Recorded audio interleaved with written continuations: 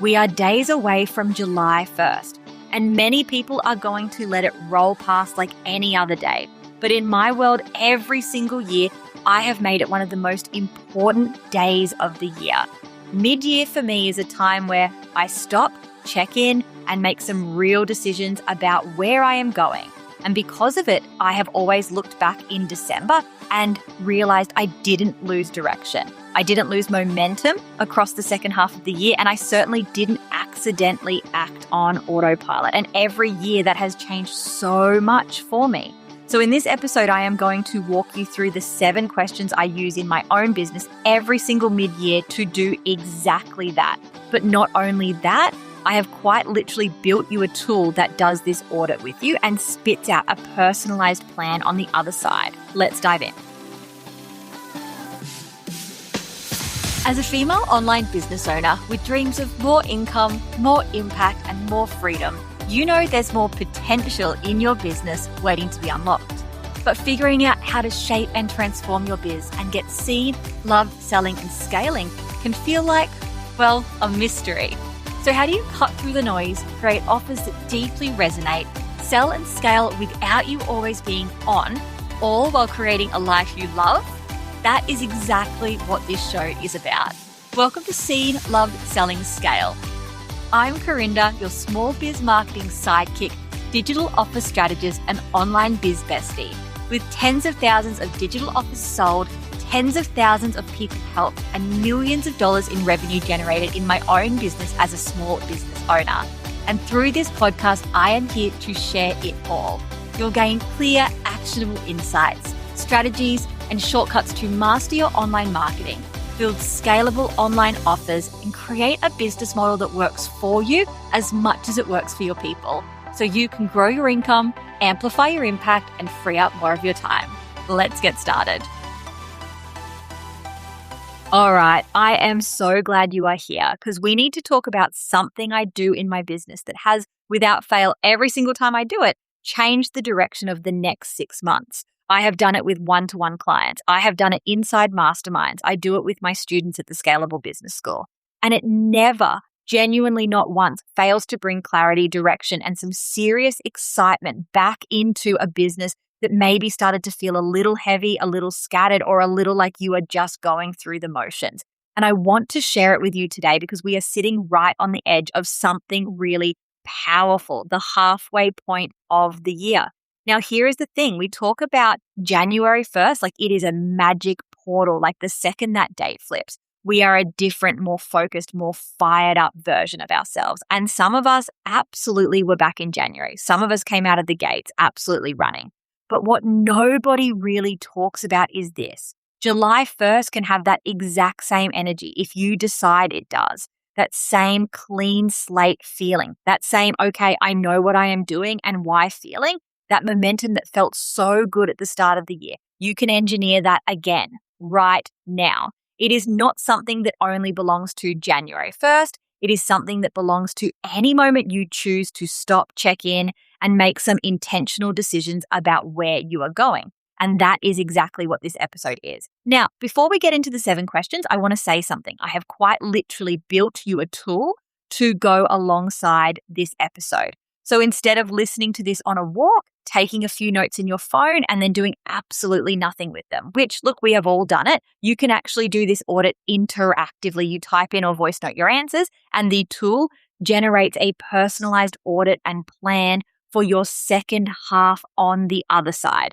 The link is in the show notes, or DM me the word mid-year on Instagram, and this tool will work through this with you after you've listened to this episode filled with my deep insights too.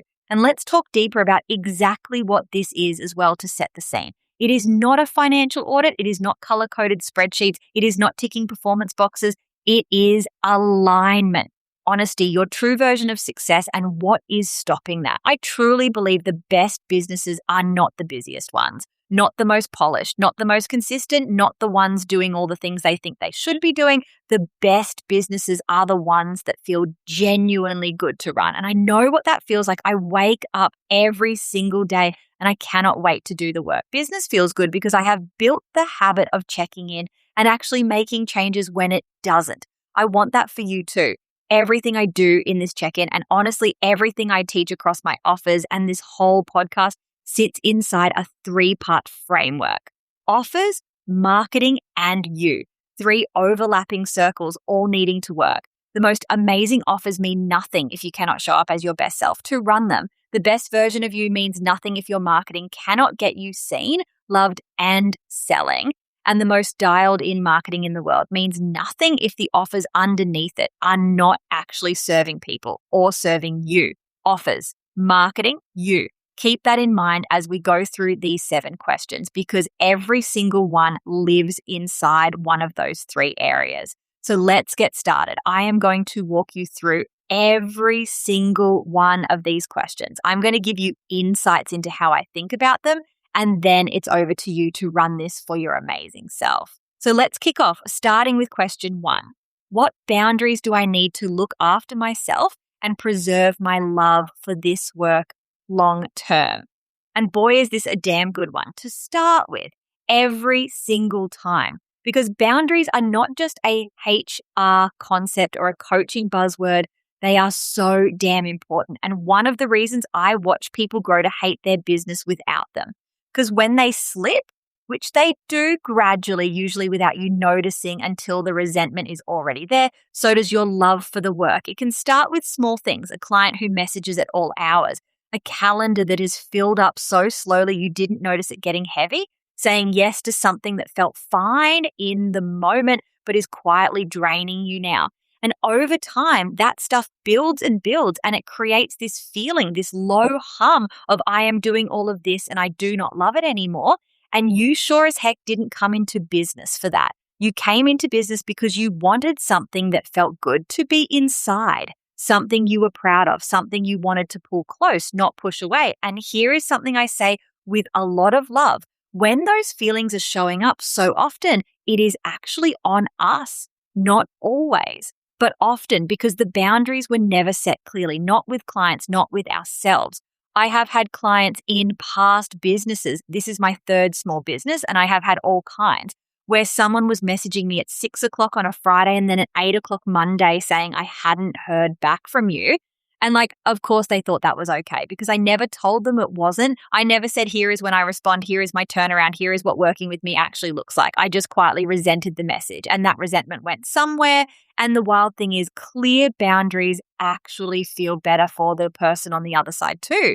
That person who emailed on a Friday night might have genuinely not known I don't work weekends. They might have been sitting there thinking I was ghosting them, which also doesn't feel good. Clarity is kind for both people. So look at your business right now, honestly, and ask yourself where the boundaries have slipped with clients, with your audience, with yourself and your own patterns. Because I do not want you going into question 2 about your offers thinking you need to blow something up, when actually what you need to tighten is the fence around it. That is the whole point of asking this first.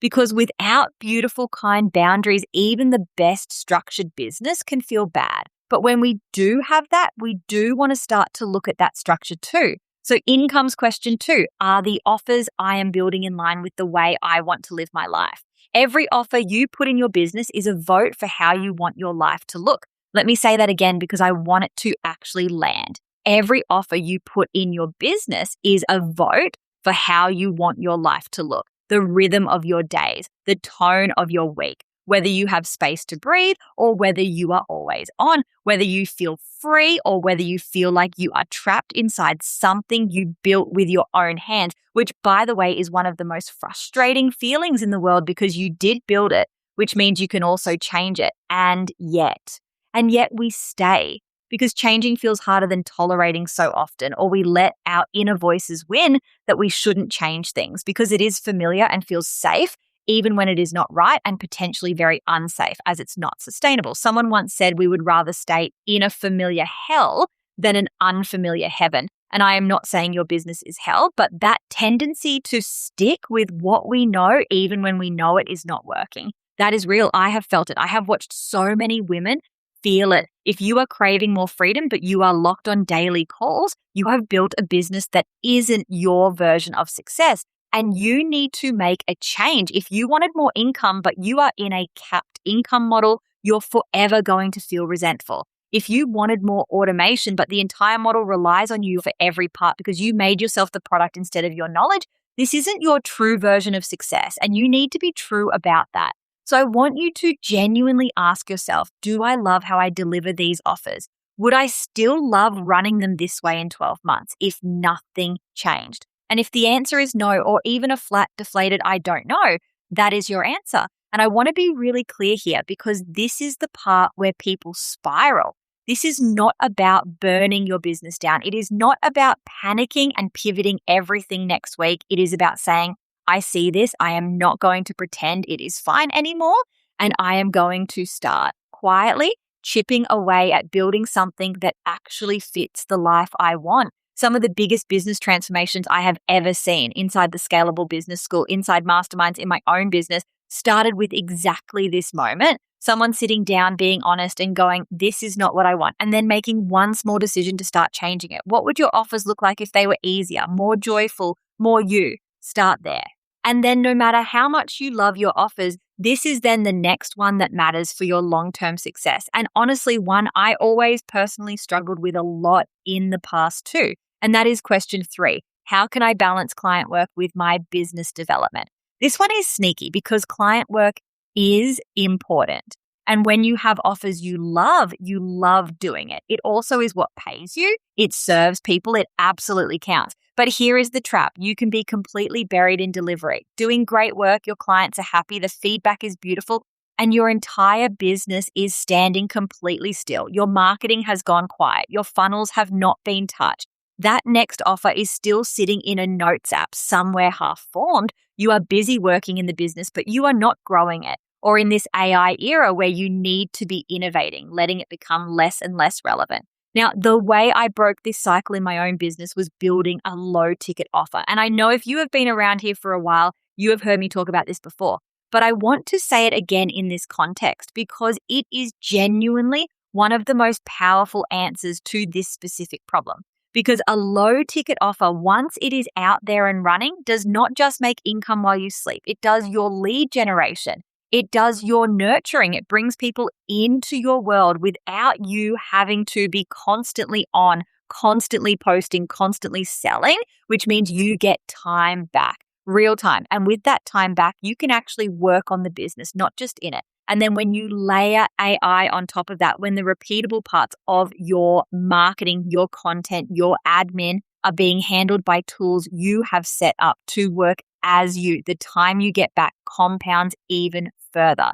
So ask yourself honestly, what is the bottleneck right now between where you are and having the space to actually develop what is next? Is it that you need a low ticket offer doing some of the heavy lifting for you? Is it that you need to hand some of the repetitive work to AI so your hours go further?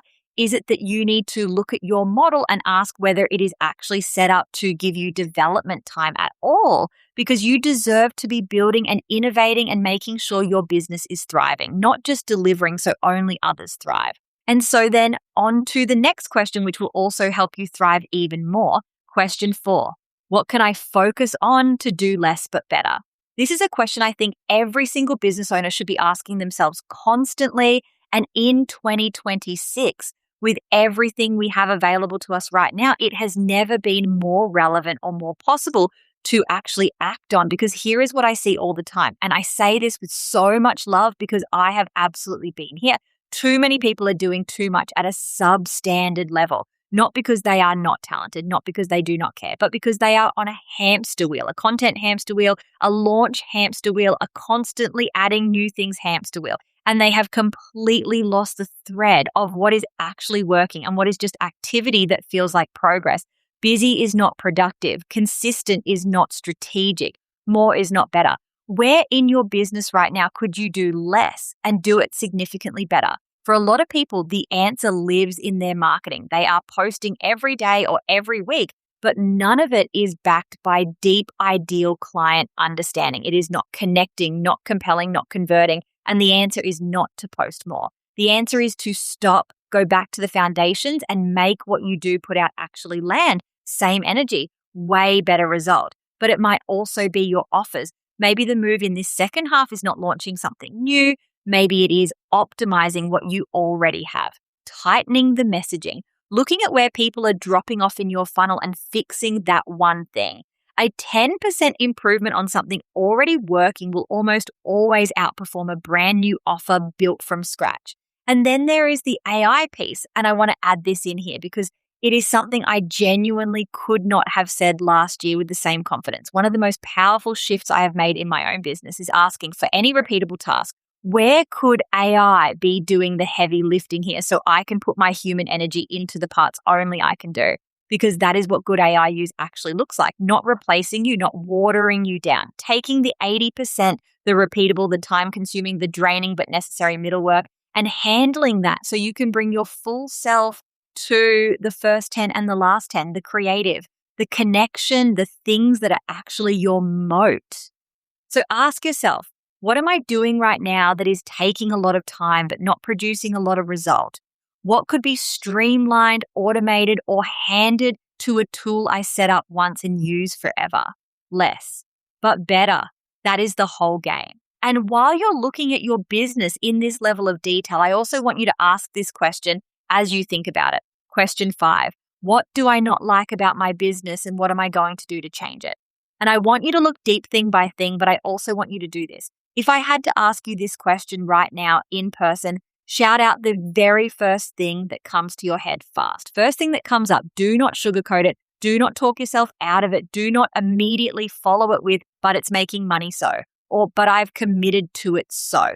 What do you not like? What drains you? What are you tolerating? What are you doing every single week that you cannot picture still doing in 12 months without it making you quietly miserable? Write it down because we spend so much time in business focused on what we should be adding, what we need to fix, what we have not done yet, and almost no time at all saying out loud, I do not like this. I am not going to keep doing it. For me, for example, at one point in my business, it was Instagram Reels. And the wild thing is, I work in content marketing as one of my main areas of support. Like externally, there was this whole perception that, of course, Corinda does Reels. She teaches this stuff. But I looked at how they were making me feel every time I thought about filming one. That resistance, that low-level dread, the resentment starting to leak into my whole relationship with the platform. And I made the call to step back from them. And my business did not fall over. If anything, it got stronger because I stopped bleeding energy into something that was working against me and put it back into the things that were actually working for me. Even though, yes, some people have said, but you have to do them. I said to myself, I am not going to do them as I am hating showing up online because of it. And I refuse to break my version of success for some made up rule when there are so many other pathways to get seen, loved, and selling. And I worked in the background to find out why I was hating them and fixed that and plugged that marketing need with other stuff in the meantime. You are the CEO. You are in control here. And yes, bills to pay, commitments to honor. I get all of that. This is not about burning it all down next week. It is about saying, I see this thing I do not like. I am going to make a plan. I am going to chip away at it. Because again, that is actually how businesses transform, not in one dramatic overnight pivot, chip by chip, decision by decision, until one day you look back and think, how is this even the same business? And you mean that in the very best way. Because we should love our businesses, which is where the next question comes in too. Question 6, what do I love about my business and how can I do more of it? This is the one that gets skipped most often in any kind of business audit because we are so trained to look for the problems, the gaps, the things that need fixing that we completely forget to look for the things worth amplifying. But this one matters so much because if you know what lights you up and you add in more of that, that is a whole up level in itself. So the question for you is, what makes you think, I cannot believe this is actually my job? It might be the live sessions with your community. It might be the deep creative work, the writing, the strategy, the content that just pours out of you. It might be getting on a call with a student and watching something click for them in real time. It might be recording this podcast, which for me genuinely is one of the great joys. Whatever it is, do not just notice it, plan for more of it, protect it, make it a non-negotiable part of your second half.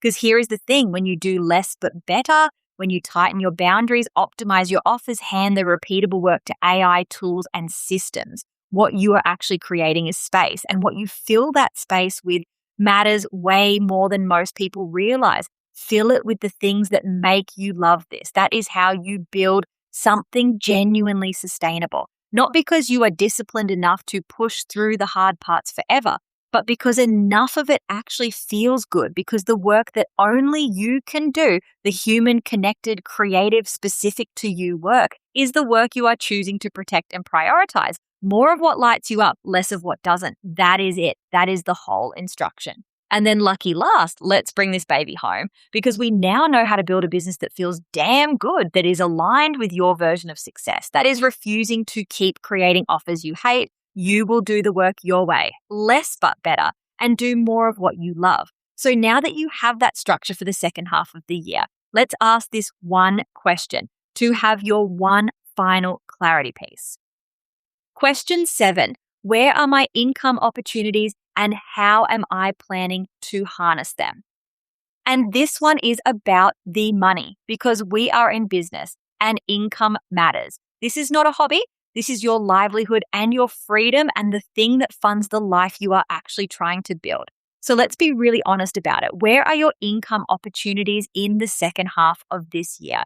Here is where I always look first. Can you increase conversions on something that already exists? Better sales page, tighter messaging, more traffic to something already proven to convert. A small improvement on something already working is almost always a faster win than building something completely new from scratch. Always. I have seen this play out so many times. Do you have a value ladder, a clear pathway for people to move through your world from the first thing they buy from you to the next and the next? Because if your offers exist in silos, if there is no clear natural next step for your people, you are leaving so much on the table, not in a pushy way, in a genuinely, I want to keep serving you way.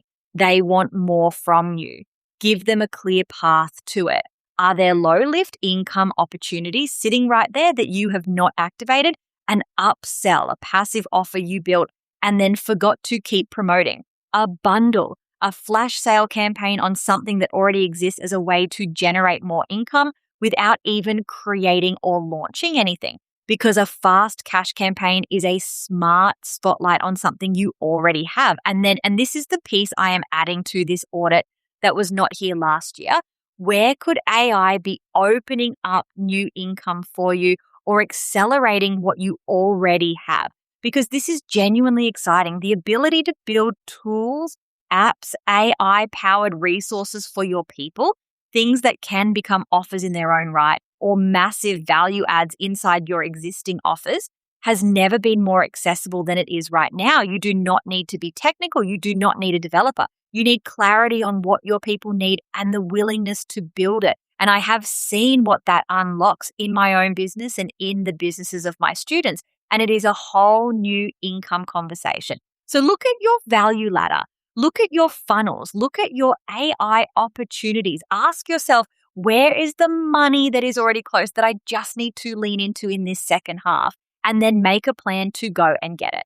So there you have it. Let's land this. And then I want you to go and truly action this audit for real. I know as you've listened to this, you've thought about these questions and had things come up, but go and do this for real now. Go to the show notes and get the audit tool that will actually take you through this step by step and make you a plan. Or you can head over to Instagram and DM me the word mid-year, all one word, no breaks, and my robot will send it to you. Because again, I cannot stress how important, how powerful, how momentum creating these 7 steps are. How when we step back and look over our offers, our marketing, and us as the engine to our business and just regroup, get that clarity, get that momentum, and make sure we are heading in the right direction, so much can change. I know the next 6 months can be absolutely incredible for you.